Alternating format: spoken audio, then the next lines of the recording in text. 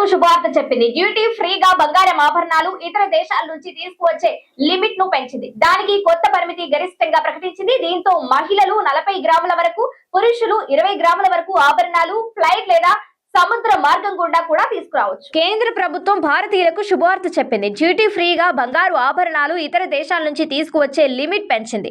దానికి కొత్త పరిమితి గరిష్టంగా ప్రకటించింది. దీంతో మహిళలు 40 గ్రాముల వరకు, పురుషులు 20 గ్రాముల వరకు ఆభరణాలు ఫ్లైట్ లేదా సముద్ర మార్గం గుండా కూడా తీసుకురావచ్చు.